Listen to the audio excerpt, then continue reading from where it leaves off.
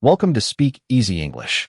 Today's story is about time, care, wisdom, and the power of patience. In an old town with narrow streets and quiet corners, there was a small shop that sold clocks. In the window of that shop stood clocks of every kind. There were tall clocks and tiny clocks, golden clocks and wooden clocks, clocks that sang like birds and clocks that rang like bells. And every single one of them told the perfect time. The shop belonged to an old man named Narration, who was known as the finest clockmaker in the whole land. Narration was very old, with white hair and slow, steady hands. He had repaired clocks for more than 60 years. People came from faraway cities to bring him their broken clocks, because they knew that no one could fix a clock the way Narration could. He worked quietly and carefully, and he never seemed to be in a hurry, even though his shop was always full of work. One day, a young man named Kabir came to the shop. He wanted to learn the art of making and fixing clocks. Kabir was clever and quick, but he was also impatient. He did everything in a hurry. He walked fast, he ate fast, and he wanted to learn everything as fast as possible. "Teach me, master," Kabir said. "I am a fast learner. I will become a great clockmaker in no time." Narration looked at the eager young man and smiled gently. "Time cannot be hurried," he said. "And neither can the learning of time. But I will teach you, if you are willing to learn." And so Kabir became the old clockmaker's apprentice. On the very first day, Kabir wanted to fix a clock right away.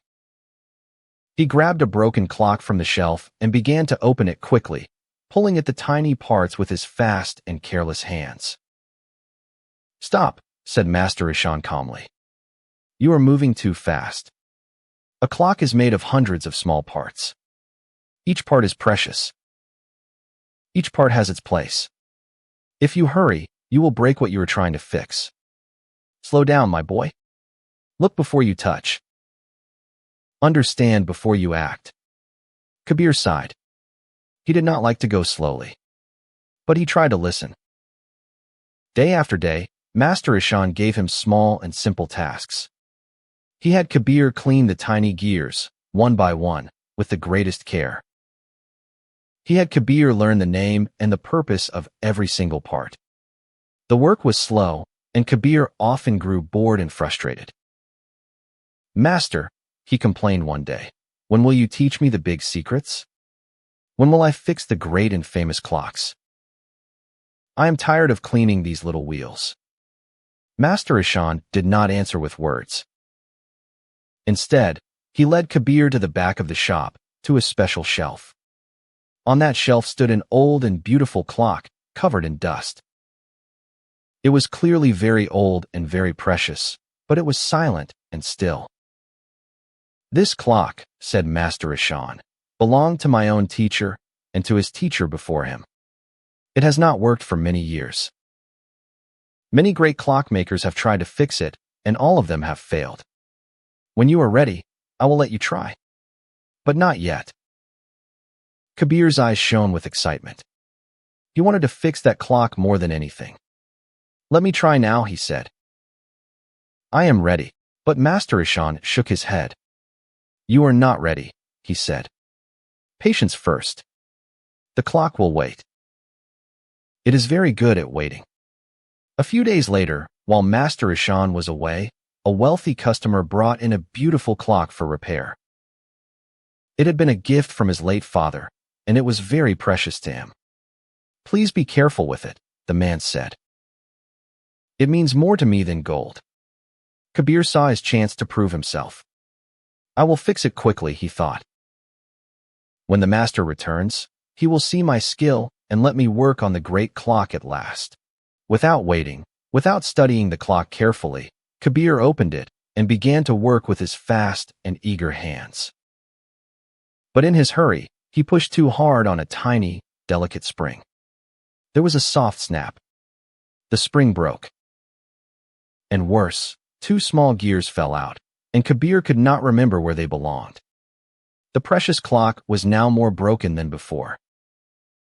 Kabir's heart sank with shame and fear. When Master Ishan returned, Kabir confessed what he had done, his head bowed low. But the old man did not shout at him.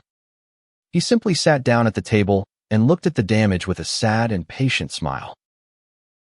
"You tried to run before you could walk," he said gently. "You wanted the reward without the patience.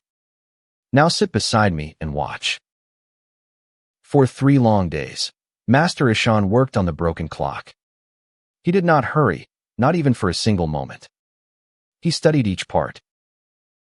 He made a tiny new spring by hand. He found the right place for each fallen gear. And slowly, with endless patience, he brought the precious clock back to life. When the grateful customer came to collect it, ticking perfectly once more, he never knew how close it had come to being lost forever. When the man had gone, Master Ishan turned to Kabir. "Do you understand now?" he asked. "In your hurry, you nearly destroyed something a man loved more than gold. Patience is not slowness for its own sake. Patience is respect, respect for the work, and respect for the people who trust us with the things they love." Kabir never forgot that day. From then on, he no longer fought against the slow and careful way. He embraced it, for he saw that his impatience had been a kind of pride, and that true skill could only grow in a patient heart. Months passed. Kabir continued his slow and careful work. Little by little, without even noticing it, he began to change. He learned to slow his fast hands. He learned to look closely and to think before he acted. He learned that a clock could not be rushed, and slowly, he learned that he could not be rushed either. He began to find a strange and quiet peace in the careful work. He started to understand that each tiny part mattered, and that doing a small thing well was its own reward. One morning, after almost a year of training, Master Ishan said, "Kabir, I think you are ready now. You may try to fix my teacher's old clock." Kabir was overjoyed. But he was no longer the impatient boy he had been. He did not rush to the clock. Instead, he took a deep breath, cleared a clean space on his table, and gathered his tools carefully. Then he brought the old, silent clock to his table and began to work, slowly and patiently, just as his master had taught him. The work was very difficult.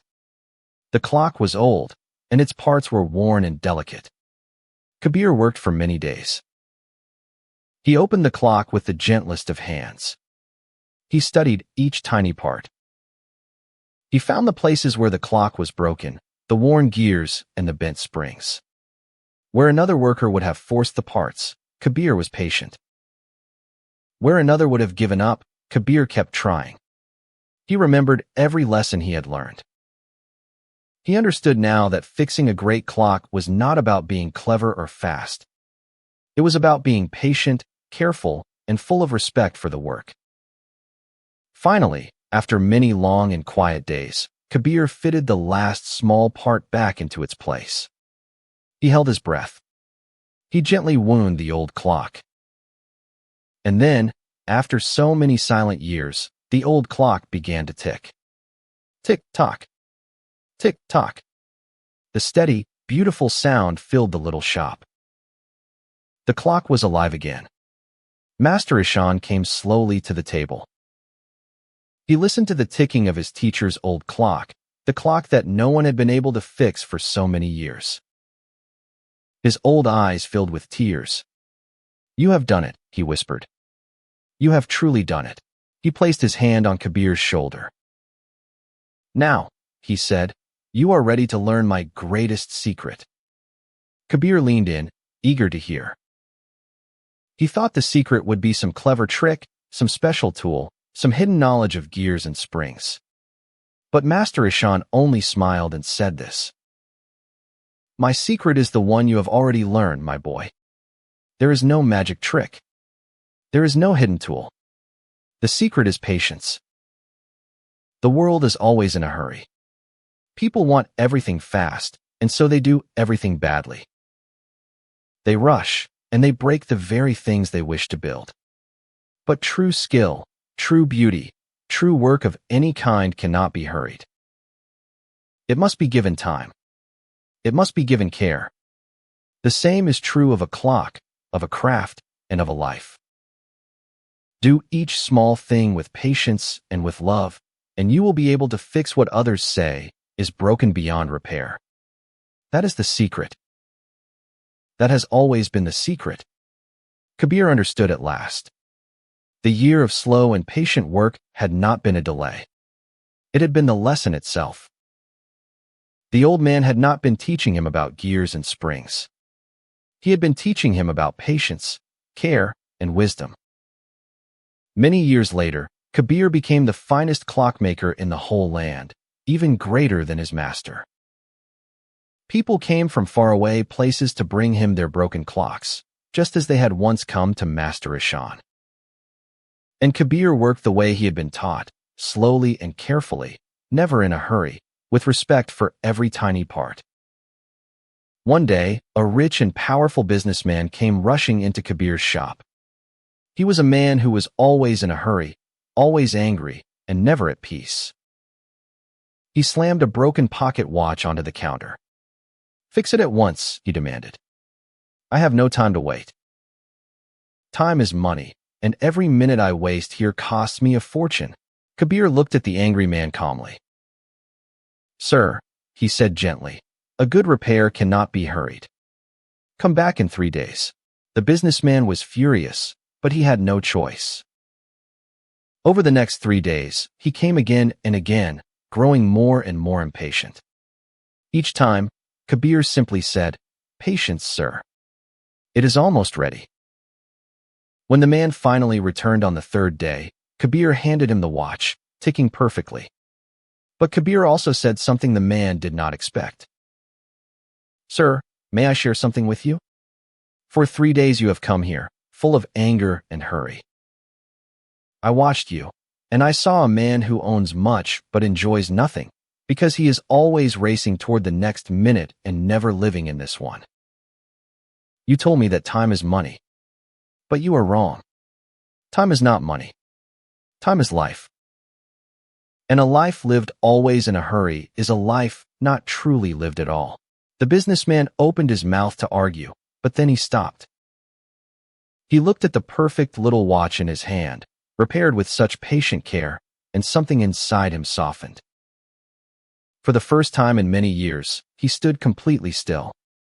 "No one has ever spoken to me like this," he said quietly. "And no one has ever been right before." From that day on, the businessman began to change. He learned to slow down, to breathe, and to enjoy the small moments of his life. He became not only a richer man, but a happier one. And he often returned to the little shop, not to fix a clock, but simply to sit a while in its peaceful, steady ticking, and to remember the lesson the patient clockmaker had taught him. And when young people came to him, eager to learn quickly, Kabir would smile, just as his old master had smiled at him. He would lead them to a special shelf at the back of his shop, where the old clock of his master still ticked steadily after all the years. And he would tell them, "You think you want to learn fast. But the most important thing I can teach you cannot be learned fast. It can only be learned slowly. Patience is not the enemy of skill. Patience is the mother of skill. Do small things with great care. Give your work the time it deserves. Do not rush, and do not break what you are trying to build. For in this hurried world, the patient hand and the careful heart can fix almost anything." And that is the story of the old clockmaker's secret. A story that reminds us that in a world that is always rushing, the greatest wisdom is found in patience, and that the things done slowly and with love are the things that last the longest.